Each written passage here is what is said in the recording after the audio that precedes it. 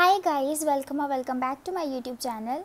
So in this video we are going to start your unit third, right? हम unit third start करेंगे और इसका 3.1 topic हम इसमें कवर करेंगे। तो हमारे 3.1 टॉपिक में एंड 3.2 टॉपिक में हमें मैकियावेली के पॉइंट ऑफ व्यूज़ को समझना है, राइट? तो सबसे पहले हमें मैकियावेली को समझना है that who he was, what were his point of views, वो क्या सोचते थे या उनके कैसे विचार थे। फिर उसी के बेसिस पे उनकी हम थ्योरीज़ पढ़ेंगे, उन्होंने क्या क्या थ्योरीज़ दी और क्या क्या बातें उन्होंने हमें बताई, ठीक है? तो स्टार्ट करते हैं हम मैकियावेली से।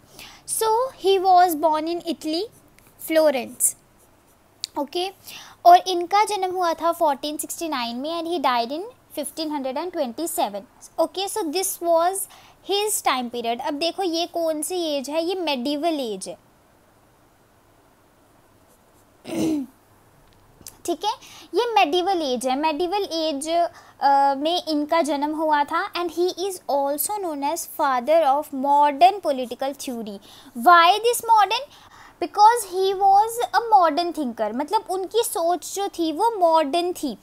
ही saw society in contemporary perspectives. He was a realist. Who he was a realist. वो रियल चीज़ों पे बिलीव करते थे एंड उनका बिलीव ये था कि जो सच्चाई है उसे देखो और उसके according practically, okay, be practical in your life, okay, don't be emotional. उनका ये मानना था। और वो ना ऐसे हम जिसे कहते हैं ना कि रूढ़िवादी विचार रखते थे, उनके ना वैसे विचार थे कि मतलब बिल्कुल प्रैक्टिकल सोचो, ये मत सोचो फिर कि किसका इससे फ़ायदा हो रहा है किसका नुकसान हो रहा है। फ़ायदे नुकसान मत सोचो। अगर आपका and what his theory was, मतलब वो क्या कहना चाहते थे एक तरीके से, he wanted to tell people that ends justify means. What does this mean? Means क्या होता है? Means होता है रास्ता और end होता है हमारा end point, हमारा टारगेट जहाँ हमें पहुँचना है, राइट? तो ये क्या बोलते थे कि अगर आपका रास्ता खराब भी है लेकिन आपको वो आपकी मंजिल तक पहुँचा रहा है तो मतलब कि आपका जो रास्ता था उसमें कोई खराबी नहीं है। अगर आप अपने टारगेट तक पहुंच रहे हो, भले आप बुरे काम करके पहुंच रहे हो, तो वो लास्ट में जस्टिफाई हो जाएगा। वो लास्ट में आपके जो बुरे काम है उस पर कोई ध्यान नहीं देगा। लोग ये देखेंगे कि आप सक्सेसफुल हो गए हो या आप अपनी मंजिल तक पहुंच गए हो। तो वो कहते थे कि जो रास्ता है उस पर ध्यान नहीं दो, आपको मीन्स पर ध्यान नहीं देना कि हमें अच्छे रास्ते पर चलना है, बुरा रास्ता जैसा मर्जी हो, लेकिन आपका टारगेट क्या होना चाहिए? एंड होना चाहिए। You just have to reach your target, ठीक है? By what means. तो ये उनका मानना था। अब क्या हुआ, और इन्होंने किसको जन्म दिया? सेक्युलरिज्म को जन्म दिया इन्होंने, ठीक है?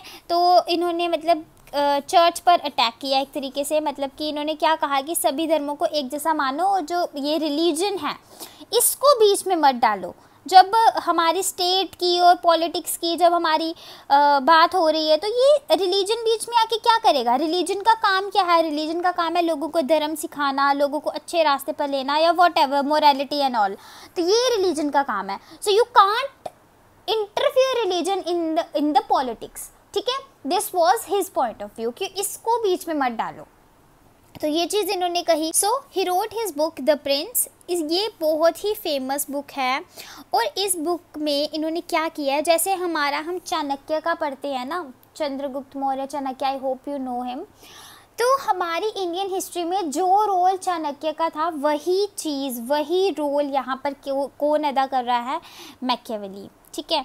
मैकियावेली वही रोल अदा कर रहे हैं कि जो हमारे चाणक्य थे, जैसे उन्होंने हमारे राजा को बताया कि राजा को क्या क्या साम दाम दंड भेद, हिज पॉलिसीज़, बाकी जो उन्होंने बताया, और फॉरेन पॉलिसीज़ को लेके या बाकी चीज़ें जो उन्होंने राजा को बताई, उसी तरीके से यहाँ पर मैकियावेली क्या कर रहे हैं? प्रिंस को गाइड कर रहे हैं that how he should rule and what are the steps that he should take in what conditions, right? तो ये चीज़ ये अपने प्रिंस को बता रहे हैं। और इसमें ये स्टेट क्राफ्ट के बारे में इन्होंने बताया कि जो स्टेट है उसका क्या स्ट्रक्चर होना चाहिए, स्टेट को किस तरीके से काम करना है, क्या स्टेट का रोल रहेगा, क्या क्या वो चीज़ें करेगी। लाइक उसने पूरा कॉन्स्टिट्यूशन ही बताया था द प्रिंस में कि क्या जो रूल्स हैं वो प्रिंस के लिए हैं, क्या रूल्स जो हैं वो स्टेट के लिए हैं, प्रिंस के अंडर कौन आएंगे वगैरह वगैरह।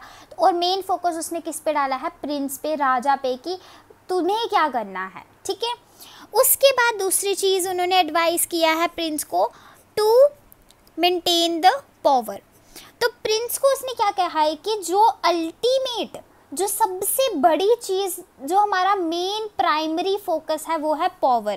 कि आप कुछ भी करो अपनी लाइफ में, अच्छा करो बुरा करो, बट हमारा टारगेट क्या है, पावर को बनाए रखना। पहले तो पावर को हम अटेन करेंगे, first thing is to attain power and then to maintain power. Are you getting me? कि क्या चीज़ है, पहले तो आपको कैसे पावर अटेन करनी है, कैसे आपको पावर पानी है, वो चीज़ उसने बताई है। दूसरी चीज़ क्या बताई है कि आपको जब पावर मिल गई उसको मेंटेन करके कैसे रखना है, ये चीज़ उन्होंने समझाई है प्रिंस को।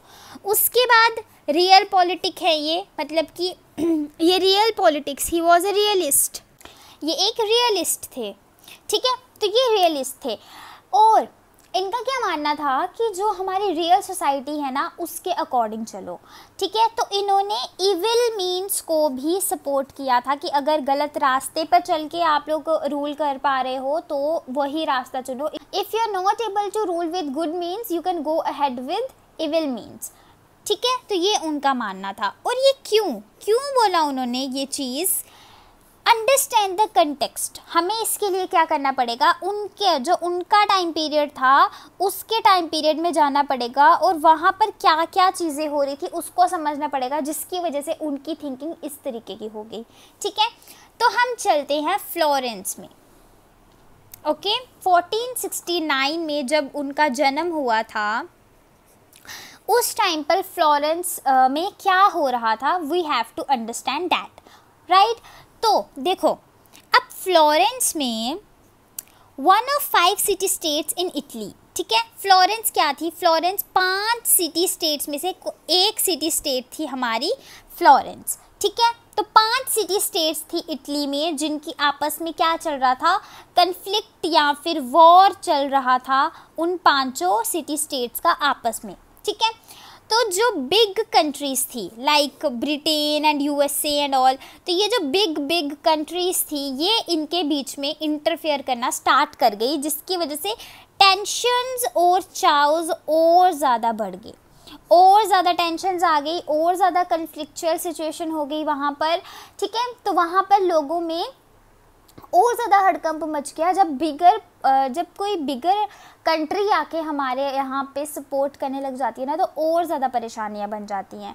क्योंकि जैसे हम अगर मान लो इंडिया और पाकिस्तान की लड़ाई हो रही है तो हम अपने लेवल पर लड़ाई करेंगे ना, जो चीज़ें हमारे पास है उसी के लेवल पर। लेकिन अगर मान लो एक साइड से कोई super power like Russia and USA अगर सपोर्ट करने लग जाते हैं तो वो दोनों अपने big nuclear powers and all वो हमें चीज़ें प्रोवाइड करेंगे, और वो वॉर जो छोटे लेवल पर हो सकती थी वो अब बहुत बड़े लेवल पर होने लग जाएगी। समझ रहे हो बात? तो अगर बिग कंट्रीज़ या बिग पावर्स इन्वॉल्व हो जाए ना तो और ज़्यादा बुरी सिचुएशन हो जाती है। और वही चीज़ यहाँ पर हुई कि जब बिग कंट्रीज़ ने इंटरफेयर किया ना तो ये बहुत ही बुरी कंडीशन हो गई वहाँ पर, मार धाड़ एंड ऑल बहुत ज़्यादा बढ़ गया, ठीक है, पहले से भी ज़्यादा। तो फिर क्या हुआ, तो ये चीज़ हो रही थी फ्लोरेंस में, ये चीज़ें चल रही थी उस टाइम पे। मतलब कि जब इनका जन्म हुआ था उस टाइम पर सिचुएशंस ठीक नहीं थी, और जिस टाइम पीरियड में ये रहे हैं मैकियावेली, तो इन्होंने अपनी लाइफ में क्या देखी हैं, टेंशन्स और बाकी लड़ाई, वॉर एंड एवरीथिंग, ये चीज़ें उन्होंने देखी हैं, जिसकी वजह से इनकी सोच ऐसी हो गई कि जो प्रिंस है अगर वो चाहे तो वो अपनी स्टेट को प्रोटेक्ट कर सकता है, ठीक है। और उसके लिए उसको किसी की इजाज़त लेने की ज़रूरत नहीं है, उसको हमें तैयार ही इस तरीके से करना पड़ेगा कि वो परफेक्ट पर्सन हो अपने आप में, राइट। तो देखो अब हमारा जो 2.1 टॉपिक है वो हमारा है कि इम्पैक्ट ऑफ रिनाइसेंस क्या हुआ था मैकियावेली पे, ठीक है। तो इसके लिए हमें सबसे पहले समझना पड़ेगा what is this renaissance, this word क्या मतलब है इसका। उसके बाद हम समझेंगे कि मैकियावेली पे इसका क्या इम्पैक्ट हुआ। Now what is this renaissance. तो रिनाइसेंस एक ऐसा टाइम पीरियड है यूरोप में, एक ऐसी वेव आई थी यूरोप में जिसमें क्या हुआ कि जो हमारी यूरोपियन कंट्रीज थी ना, उनमें एनलाइटमेंट आ गई, ठीक है, they got enlightened and they got that power to think and the power to reason and the courage to question the government that why is this happening, ठीक है। और वो हर चीज़ को अब रीज़न से, फॉर एग्जाम्पल हमारे इंडिया में ही देख लो, हम पहले क्या करते थे, people use to blindly trust everything, ठीक है, specially our rituals, they use to blindly trust like sati pratha and dowry system that had no sense at all, but people use to believe it. So this was the situation in Europe also. People used to believe in such stupid things that we feel so stupid today. क्योंकि आज हम में वो जागरूकता है, आज हम में वो रिनाइसेंस है, हम समझदार बन गए हैं, तो हमें अब पता है कि ये सती प्रथा is just a stupid thing, it has no sense at all. और बाकी की जो चीज़ें चलती थी वो भी मतलब कितनी बेकार थी. We get so shocked by thinking कि उस टाइम पर how people used to believe in these things, ठीक है. आज हमें अगर ये इतनी स्टूपिड लग रही है तो लोगों को तब क्यों ये इतनी स्टूपिड नहीं लगी? क्योंकि तब लोगों में रिनाइसेंस नहीं थी ना, तब लोग ब्लाइंडली ट्रस्ट कर जाते थे, ठीक है. जैसे सोसाइटी थी उसके बीच में फंस गए थे वो, और वो कर लेते थे ब्लाइंडली ट्रस्ट. और वही चीज़ हुई यूरोप में भी पहले लोग ब्लाइंडली ट्रस्ट कर लेते थे चर्च में या बाकी सभी चीज़ों में ब्लाइंडली. अब क्या हुआ कि उनमें जब रिनाइसेंस आई ना तो वो अब जागरूक हो गए. एक wave I 14th to 17th century में, और इसका इम्पैक्ट इटली पर भी पड़ा, ठीक है, एंड अल्टीमेटली फ्लोरेंस पर भी पड़ा. तो क्या क्या चेंजेस आए इस रिनाइसेंस की वजह से? सबसे पहले जो चर्च था उसको रिप्लेस कर दिया गया ह्यूमन से. जो चर्च ने अपने सुपरस्टिशियस बातें लोगों के मन में डाल दी थी ना, तो उसको उन्होंने रिप्लेस कर दिया ह्यूमन से कि ह्यूमन को देख के चलो, ठीक है. अपनी ये जो आइडियल दुनिया है, ये जो इमेजिनरी दुनिया है, इससे बाहर निकलो और रियलिटी पे फोकस करो, ह्यूमन पे फोकस करो. इंसान को ठीक करने में, इंसान को परफेक्ट बनाने की कोशिश करो, ठीक है. Focus on human, not on God. आप गॉड पे फोकस करो, आप खुद पाप किए जा रहे हो और भगवान को जाके बहुत चढ़ावा चढ़ाए जा रहे हो. So it will not help क्या करेगा कि if you are a good human, if you are helping others, if your heart is pure, it will help you, ठीक है. तो ये चीज़ें वहाँ पर आई.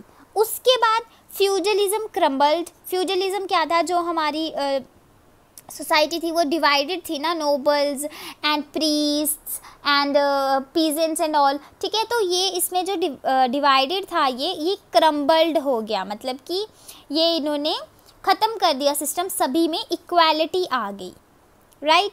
उसके बाद चाउटिक सिचुएशन आ गई. एकदम से जब इतना ड्रास्टिक चेंज आता है तो बहुत ही चाउटिक सिचुएशन आ जाती है. जैसे एकदम से लोगों ने चर्च पे क्वेश्चन करना शुरू कर दिया, एकदम से लोग रियलिस्टिक हो गए. तो वो सब चीज़ें जब हुई ना तो बहुत ही मतलब जैसे चर्च ने भी फिर प्रेशराइज़ करना शुरू किया लोगों को कि नहीं ऐसा तुम एकदम से कैसे भगवान पे क्वेश्चन कर सकते हो, और लोगों ने उन पे अटैक करना स्टार्ट कर दिया. तो बहुत ही ज़्यादा एक टेंशन वाली सिचुएशन होगी. उसके बाद एब्सोल्यूट मोनार्की जो थी वो एब्सोल्यूट पावर पे आ गई. मतलब कि जो हमारा स्टेट था, पहले तो चर्च इंटरफेयर करता था ना स्टेट में, now state had the ultimate power, it was the absolute ruler of the country. उसके बाद एंड हो गया मेडिवल एरा का. मेडिवल एरा एंड पे आ गया और हमारा मॉडर्न एरा स्टार्ट हो गया. मॉडर्न एरा की बिगिनिंग हो गई, ये चीज़ हुई. Then revival of old Greek and Roman ideas suppressed by church.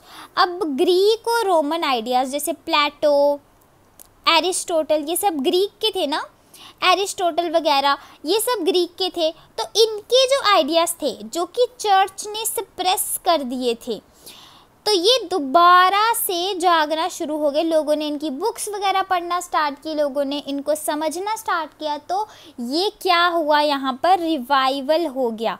Revival means कि दोबारा से जन्म हुआ प्लेटो एरिस्टोटल की थ्योरीज का, ठीक है, ये चीज़ हुई. उसके बाद अब हम देखते हैं कि मैकियावेली पे इसका क्या इम्पैक्ट पड़ा, क्योंकि हम पढ़ तो मैकियावेली रहे हैं ना. Now what was the impact of these on Machiavelli? तो पहली चीज़ ह्यूमनिज्म, ठीक है. तो उन्होंने क्या किया, ह्यूमनिज्म पे फोकस किया मैकियावेली ने। उन्होंने कहा कि ह्यूमन पर फोकस करो, ह्यूमन में ह्यूमैनिटी जगाओ, ह्यूमन को अच्छा बनाओ, ह्यूमन को एजुकेट करो, ठीक है, इंसान पर फोकस करो, उसको एक अच्छी शेप दो, उसको एक अच्छा स्ट्रक्चर दो और ह्यूमन पे वर्क करना स्टार्ट कर दो, ठीक है, ये चीज़ बोली। देन क्लासिकल इन्फ्लुएंस, अब ये क्लासिकल थिंकर्स जैसे एरिस्टोटल, प्लेटो, तो इन सब चीज़ों का, ये जो क्लासिकल थिंकर्स थे, ये क्लासिकल थ्योरीज इन्होंने हमें दी हैं। तो इनका दोबारा से जब रिवाइवल हुआ है, रिवाइवल होने से क्या हुआ है, इनका इन्फ्लुएंस पड़ा है लोगों पर।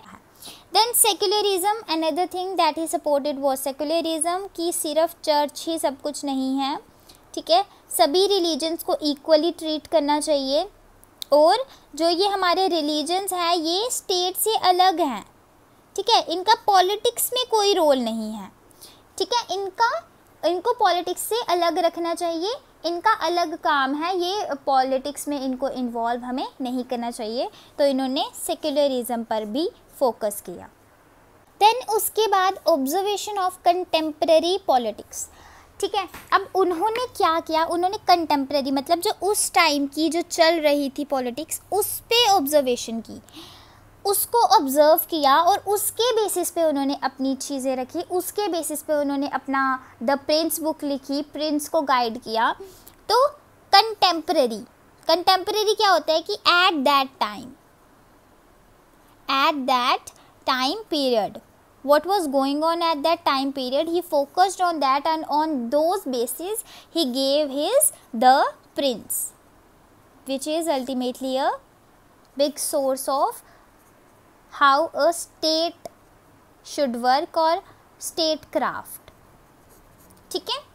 उसके बाद individualism, he focused on a particular individual, एक इंडिविजुअल पर उन्होंने फोकस किया, एक इंसान पर उन्होंने फोकस किया। ऐसा नहीं है कि पूरी स्टेट को ऐसे बना दिया कि हाँ ये स्टेट है, तो उसको लेके नहीं उन्होंने अपनी थ्योरीज दी।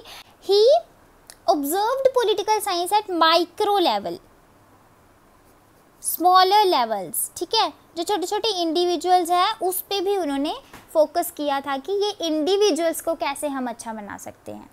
उसके बाद political realism, he was a realist, और उन्होंने रियलिस्टिक बातें की हैं, बिल्कुल मतलब जो हमारा होता है ना कि सिर्फ दिमाग से सोचा है उन्होंने हर चीज़ को और अपना ब्रेन यूज़ किया है, हार्ट बिल्कुल यूज़ नहीं किया है। He observed everything in a realistic way and he gave theories on those bases. So this was impact of Renaissance on Machiavelli, ठीक है। तो ये हमारा चैप्टर यहाँ पर ये हमारा टॉपिक यहाँ पर कंप्लीट होता है और इसके साथ ही हम अपना 3.1 टॉपिक कवर कर लेते हैं। आप इसको अच्छे से एक्सप्लेन करना, ये जो मैंने पॉइंटर्स आपको छोटे छोटे बताए हैं तो इनको आपको अच्छे से एक्सप्लेन करके आना है, लेंदी लिख कर आना है। You are humanities students, you are not kids any more, you should know कि कैसे आपको अच्छे से आंसर बनाना है। शॉर्ट आंसर को लॉन्ग आंसर में कन्वर्ट करना तो आपको आना ही चाहिए। ऑल द बेस्ट एवरीवन, अच्छे से तैयारी करो, your exams are coming soon and I hope you are preparing for your examinations. So I'll see you soon in my next video. Till then, take care. Bye bye.